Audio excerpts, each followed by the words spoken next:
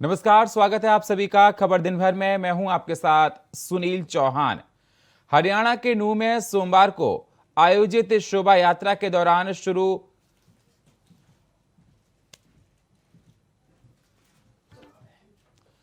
हुई हिंसा में मरने वालों की संख्या बढ़कर 6 हो चुकी है। हालांकि नूंह और उसके आसपास के इलाकों में हालात अब धीरे धीरे नियंत्रण में आ गए हैं। राज्य के मुख्यमंत्री मनोहर लाल खट्टर ने यह जानकारी देते हुए कहा कि इस सांप्रदायिक हिंसा में हुए हर नुकसान की भरपाई दंगाइयों से ही करवाई जाएगी। इसके पीछे किसका हाथ है, कैसे शुरू हुआ, इन सब बातों के ऊपर भी प्रोसेस चल रही है। उस सारी प्रोसेस में कोई भी दोषी है उसको बख्शा नहीं जाएगा। ये सारी योजना हमारी इसमें बनी है। नूंह जिले में जो ये काऊ प्रोटेक्शन एक बड़ा विषय है। वहाँ स्मगलिंग होती है, वहाँ गौ हत्या भी होती है। तो हम उस जिले में एनफोर्समेंट जो हमारा ब्यूरो है उसको काऊ ये जो सिक्योरिटी का जो काम है ये भी उनके माध्यम से कराएंगे और 100 जवान अलग से उस व्यवस्था के लिए वहाँ रखे जाएंगे ताकि ये समस्या भी आगे ना आए। और मैं तो खास करके ऐसे मुस्लिम भाई, जो बहुत लोग मुसलमान भी हैं जो गोरक्षा के हित में भी बोलते हैं, काम करते हैं, उनका कोई उसमें विरोध नहीं है बल्कि सहयोग भी करते हैं। राष्ट्रीय मुस्लिम मंच खुल करके उसमें इस मूवमेंट में साथ देता है। तो मैं तो ऐसे मुस्लिम नौजवानों को भी प्रोत्साहन के नाते से अलग से योजना बना करके भी उनको प्रोत्साहन देंगे कि मुस्लिम लोग भी अगर गोरक्षा में आगे आते हैं ताकि वहां किसी प्रकार का आपसी भाईचारा ये न बिगड़े, हमेशा हमेशा के लिए इन चीजों को हम ठीक कर सकें। तो इसका भी एक अलग से हम योजना बनाएंगे। हरियाणा के नूंह में विश्व हिंदू परिषद के जुलूस को रोकने की कोशिश करने पर भड़की हिंसा गुरुग्राम, पलवल, दिल्ली, राजस्थान सहित यूपी तक फैल गई है। नूंह में कर्फ्यू जारी है। उपद्रव को देखते हुए धारा 144 लागू कर दी गई। आज भी इंटरनेट सेवा बंद रही। इस बीच नूंह पुलिस ने हिंसा में शामिल अराजक तत्वों के खिलाफ एक्शन शुरू कर दिया। नूंह में हिंसा के मामले अब तक 41 एफआईआर दर्ज हो चुकी। मामले में 116 लोगों को गिरफ्तार किया, 150 लोगों को पूछताछ की गई है। स्थिति को नियंत्रण में लाने के लिए भारी मात्रा में पुलिस फोर्स और केंद्रीय बलों की तैनाती की गई। हिंसा को लेकर गृह मंत्री अनिल विज और डिप्टी सीएम दुष्यंत चौटाला ने क्या कुछ कहा, आइए आपको सुनाते हैं। उसको पूरा टाइट कर दिया गया क्योंकि जो आयोजक थे कल की यात्रा के, उन्होंने भीड़ एस्टिमेशन का प्रॉपर ब्यौरा डिस्ट्रिक्ट प्रशासन को नहीं दिया। कहीं न कहीं उसकी कमी के कारण ये दुर्घटना कल हुई। मैं तो आपके माध्यम से भी सबसे यही आग्रह विनती करूंगा कि अमन शांति बनाकर रखें। हमारे प्रदेश में आज तक के इतिहास में ऐसी घटना नहीं हुई। जिन लोगों ने इस घटना को आगे उकसाकर करने का काम किया, उनके खिलाफ सख्त से सख्त कार्रवाई नियंत्रण में है। हर थाने के ऊपर एक एक आईपीएस अधिकारी लगाया गया है और हम एफआईआर दर्ज कर रहे हैं। लगभग 41 एफआईआर हम दर्ज कर चुके हैं और 116 लोग केवल नूंह में गिरफ्तार किए हैं। ये सारी जब जांच हो जाएगी उसके बाद पता लगेगा। एक चीज तो निश्चित तौर पर कही जा सकती है और हर व्यक्ति कह रहा है कि इतना बड़ा बवाल एक दिन में नहीं हो सकता, किसी हादसे से नहीं हो सकता। इसके लिए किसी न किसी ने प्लानिंग की है, किसी न किसी ने लोगों को इकट्ठा किया है। अलग अलग स्ट्रेटेजिक पॉइंट के ऊपर वहां पर पत्थर इकट्ठे किए गए हैं, गोलियां चलाई गई हैं, हथियार इकट्ठे किए गए हैं, लोग इकट्ठे किए गए हैं। तो पर किसने की है, कौन है इसके पीछे, हम उसकी पूरी जांच करेंगे और हम प्रदेश और देश के सामने उसको बेनकाब करेंगे जिसने ये सारा खेल खेला है। हरियाणा के नूंह में विश्व हिंदू परिषद की यात्रा के दौरान हुई हिंसा को लेकर बीएसपी सुप्रीमो मायावती ने प्रदेश सरकार पर हमला बोला है। उन्होंने कहा कि हरियाणा में हुई हिंसा और फिर इसका आसपास के इलाकों में फैल जाना, इससे साबित होता है कि हरियाणा में भी मणिपुर की तरह कानून व्यवस्था ध्वस्त हो गई है। वहां की सरकार का खुफिया तंत्र भी निष्क्रिय है, जो चिंताजनक है। साथ ही मायावती ने तमाम घटनाओं का जिक्र करते हुए कहा कि राजनीतिक और संकीर्ण स्वार्थों की पूर्ति के लिए ऐसी चीजों की अनुमति नहीं दी जानी चाहिए। हरियाणा राज्य में सांप्रदायिक दंगा का भड़कना, सांप्रदायिक दंगा का भड़कना और इसका गुड़गांव व अन्य क्षेत्रों में बिना रोक टोक फैल जाना तथा उस हिंसा में अनेकों लोगों के हताहत होने के साथ ही धार्मिक स्थल सहित लोगों की संपत्तियों की भारी हानि होने से ये साबित होता है कि मणिपुर की तरह ही हरियाणा राज्य में भी कानून व्यवस्था काफी बुरी तरह से ध्वस्त है। खासकर नूह की घटना को लेकर ये लगता है कि हरियाणा राज्य के पास दंगा व उसको लेकर आगे भड़क रही हिंसा को रोकने की नीयत का पूरी तरह से अभाव है, जो और भी चिंताजनक बात है।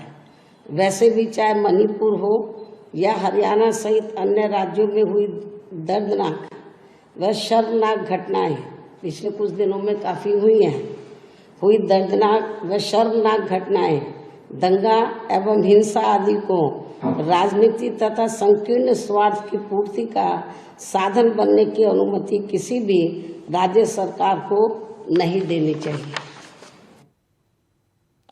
कांग्रेस सांसद अधीर रंजन चौधरी और भारतीय गठबंधन पार्टियों के 20 सांसदों ने राष्ट्रपति द्रौपदी मुर्मू से मुलाकात की। सभी सांसदों ने मणिपुर की स्थिति पर उनके हस्तक्षेप की मांग की है। इसके अलावा मणिपुर की स्थिति पर विपक्षी गठबंधन इंडिया ने राष्ट्रपति द्रौपदी मुर्मू को एक ज्ञापन सौंपा है। मुर्मू को सौंपे गए ज्ञापन में कहा गया कि हम बिना किसी देरी के राज्य में शांति और सद्भाव स्थापित करने के लिए आपसे तत्काल हस्तक्षेप का अनुरोध करते हैं। प्रभावित समुदाय को न्याय प्रदान करने के लिए केंद्र और राज्य सरकार दोनों को अपना कर्तव्य पूरा करना चाहिए। आज इंडिया गठबंधन के 31 मेंबर राष्ट्रपति जी से हम मिले और मणिपुर में जो घटनाएं घट रही है उसके बारे में जो वहाँ एक इंडिया गठबंधन के लोग 21 लोग डेलीगेशन में गए थे। हर पार्टी के नेता लोग उसमें शामिल हुए। वो खुद ही आंखों से जो वहाँ की स्थिति को देखे हैं वो पूरा हमारे राष्ट्रपति जी को बताए। अब राज्यसभा में भी बार बार हम उठा रहे, वहाँ पर भी यही स्थिति है, हमको बोलने नहीं दे रहे। यहाँ तक कि मेरे माइक को उठते ही ऑफ कर देते हैं। अपोजिशन पार्टी के लीडर को जितना रूलिंग पार्टी के लीडर को महत्व देते हैं, हाउस ऑफ द लीडर को, उतना ही हमको महत्व देते हैं। ये आश्वासन हमारे चेयरमैन साहब ने हमको दिया था। हरियाणा में जो दंगे हो रहे हैं वो उनके आंखों के सामने, प्राइम मिनिस्टर के ऑफिस से 100 किलोमीटर भी नहीं है, उसके अंदर है। वहां पर इतनी गड़बड़ी चल रही है, लोगों को जाके मार रहे हैं। ये कहाँ का रोल है? अरे दिल्ली से नजदीक राज्य में भी ऐसा होता है तो वो कोई उसका संज्ञान भी नहीं लेते, और ये दूर की बात तो अलग है। धारा 370 को निरस्त करने पर सुप्रीम कोर्ट की सुनवाई पर नेशनल कॉन्फ्रेंस के नेता उमर अब्दुल्ला ने कहा, हमने सीजेए और उनके सहयोगी जज को यह समझाने की कोशिश की कि 5 अगस्त 2019 को क्या हुआ और हम सुप्रीम कोर्ट से क्या उम्मीद कर रहे हैं। सीजेआई और उनके सहयोगी एसोसिएट जज ने भी कई सवाल उठाए। ये सब संविधान के बारे में है, देश और जम्मू कश्मीर के संविधान के बारे में। 5 अगस्त 2019 को जो कुछ भी हुआ वह देश और जम्मू कश्मीर के संविधान के खिलाफ था। हमें उम्मीद है कि सुप्रीम कोर्ट इसे हमारे दृष्टिकोण से देखेगा। हम इस संविधान के बारे में बात कर रहे हैं, इसकी राजनीति के बारे में नहीं। ये जम्मू कश्मीर के लिए एक बहुत बड़ा मुद्दा है। अगर ये सवाल नहीं उठेगा तो कौन सा सवाल उठेगा? ये जो सारा मामला संविधान को लेके है, ये सारा मामला आईन को लेके है, मुल्क के आईन को लेके, जम्मू कश्मीर के आईन को लेके, और जो इन दोनों आईन के दरमियान रिश्ता है या रिश्ता था, उस चीज को लेके तो सारे सवाल उठे, क्योंकि हम कहते हैं कि जो 5 अगस्त 2019 को हुआ वो मुल्क के आईन के खिलाफ और जम्मू कश्मीर के आईन के खिलाफ हुआ, और हम उम्मीद करते हैं कि ऑनरेबल सुप्रीम कोर्ट भी इस चीज को हमारी नजरिए से देखेगी, लेकिन उसके लिए हमें और मेहनत करनी होगी। शायद आजादी के बाद से लेके आज तक सबसे बड़ा सवाल, इतना बड़ा सवाल जम्मू कश्मीर को लेके शायद ही सुप्रीम कोर्ट के सामने आजादी के बाद आया होगा, और तभी तो मैं यहाँ जिंदगी में पहली बार सुप्रीम कोर्ट आया हूँ। इससे पहले भी जम्मू कश्मीर को लेके केस आए हैं, लेकिन मैं कम से कम मैंने अपनी जिम्मेदारी नहीं समझी कि मैं उस वक्त सुप्रीम कोर्ट आऊं। आज खुद यहाँ अपने साथियों के साथ सुप्रीम कोर्ट आया हूं। शायद इसी से आपको इशारा मिलेगा कि कितना बड़ा मामला है ये जम्मू कश्मीर के लिए।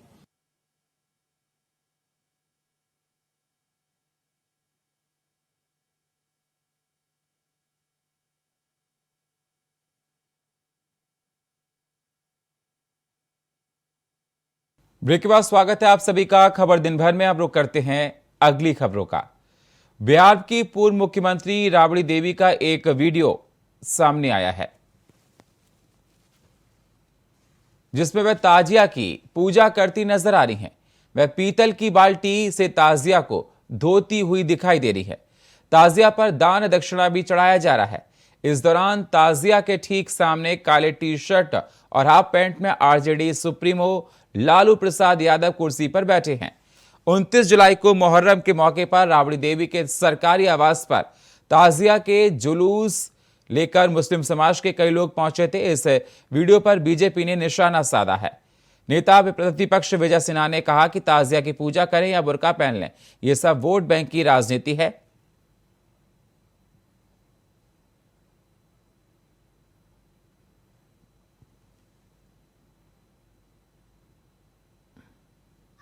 अरे तजिया पूजे या बुर्का पहन ले।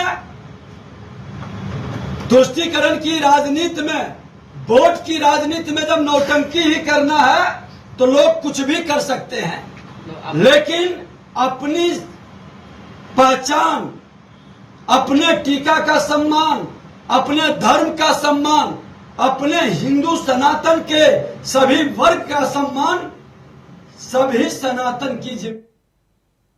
मशहूर तेलुगु अभिनेत्री और पूर्व विधायक जयासुधा बुधवार को भारतीय जनता पार्टी में शामिल हो गईं। दिल्ली में बीजेपी कार्यालय में आयोजित एक कार्यक्रम में बीजेपी महासचिव और तेलंगाना प्रभारी तरुण चुग ने उनको पार्टी में स्वागत किया। केंद्रीय पर्यटन मंत्री और राज्य भाजपा अध्यक्ष जी किशन रेड्डी और पार्टी के राष्ट्रीय उपाध्यक्ष DK अरुण भी उपस्थित रहे। किशन रेड्डी ने उनसे मिलने और उन्हें औपचारिक रूप से आमंत्रित करने के लिए कुछ दिनों बाद जयासुधा भाजपा में शामिल हो गई हैं।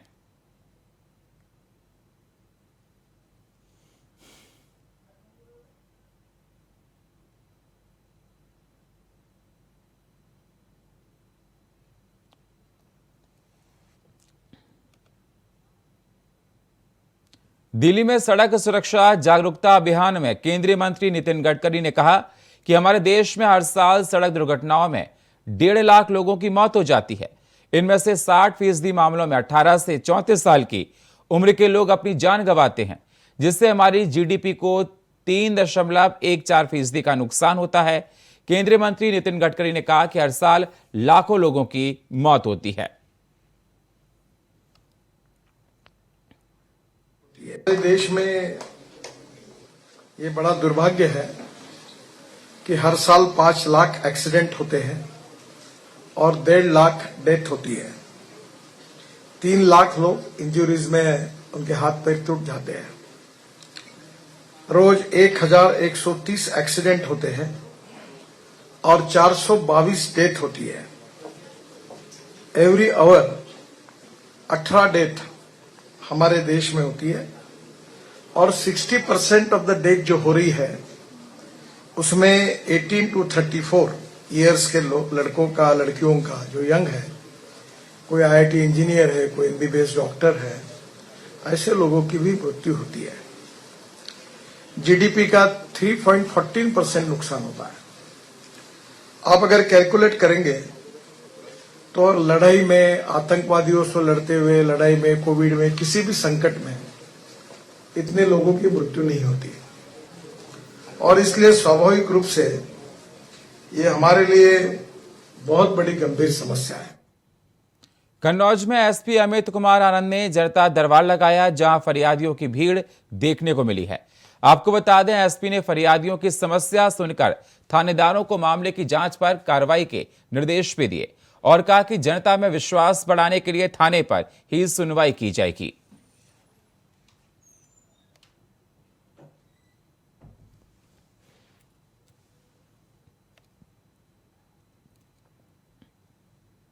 लखनऊ में ऑल इंडिया मुस्लिम महिला पर्सनल लॉ बोर्ड का बयान, बोर्ड की अध्यक्ष समाज सेवी शाइस्ता अंबर का बयान आया। इतिहास की गलतियों को सुधारना चाहिए, शाइस्ता अंबर ने कहा। उन्होंने कहा कि कोर्ट से बेहतर आपसी मामले का हल हो।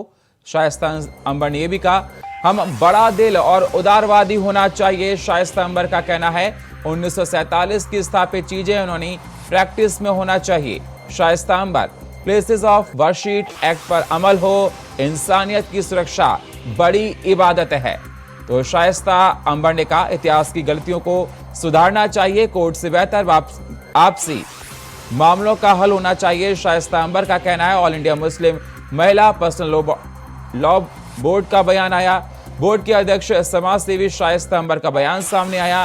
उन्होंने कहा कि 1947 की स्थापित चीजें उन्हें प्रैक्टिस में होना चाहिए। साथ ही साथ शाइस्ता अंबर ने कहा कि प्लेसेस ऑफ वर्शिप एक्ट पर अमल भी होना चाहिए।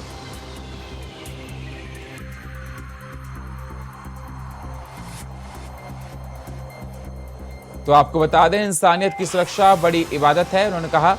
और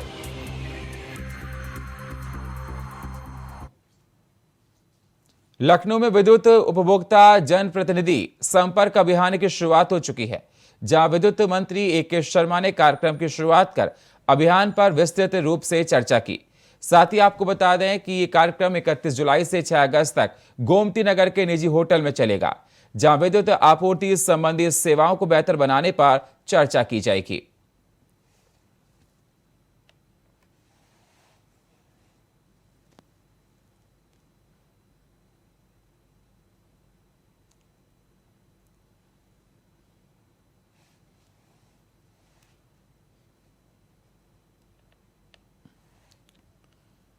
देवरिया जिले के सलीमपुर कोतवाली क्षेत्र में भंगड़ा भवानी मंदिर के पास देर रात को ट्रैक्टर ट्रॉली और तेज रफ्तार से आ रही कार में जोरदार टक्कर हो गई, जिसमें एक गर्भवती महिला थी, जिसकी मौके पर दर्दनाक मौत हो गई।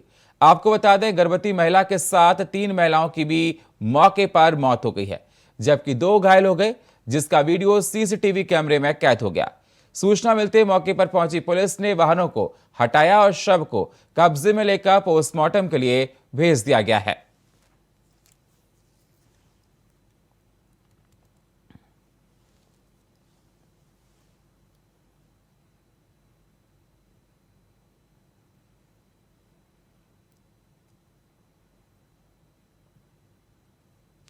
ग्रेटर नोएडा प्राधिकरण के खिलाफ किसानों और महिलाओं ने जमकर हंगामा किया। साथ ही स्थानीय युवाओं के रोजगार प्लॉट पर उचित मुआवजे की मांग को लेकर धरना प्रदर्शन किया। इस दौरान मौके पर ही भारी संख्या में पुलिस बल तैनात रहा। पूरा मामला सूरजपुर थाना क्षेत्र का बताया जा रहा है।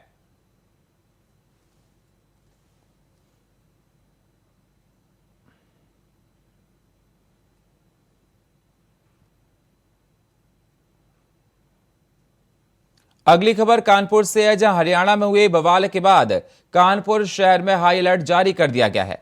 आपको बता दें, joint police commissioner Anand Prakash Tiwari के आदेश पर सभी डीसीपी एसीपी अपने अपने क्षेत्र में सोशल मीडिया समेत अन्य गतिविधियों पर नजर बनाए हुए हैं।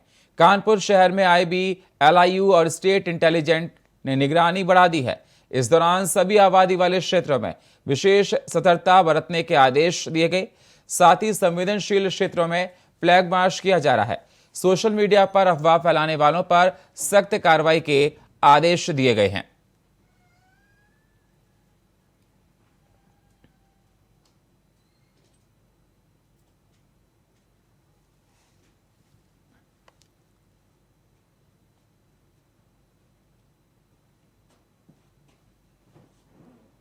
लखनऊ में जल कल मुख्यालय पर धरना शुरू हो गया। आपको बता दें, नगर निगम नियमित और आउटसोर्सिंग कर्मचारियों ने धरना शुरू किया। कर्मचारी समस्याओं को लेकर धरना कर रहे हैं। वहीं 8 सूत्रीय मांगों को लेकर कर्मचारी प्रदर्शन कर रहे हैं।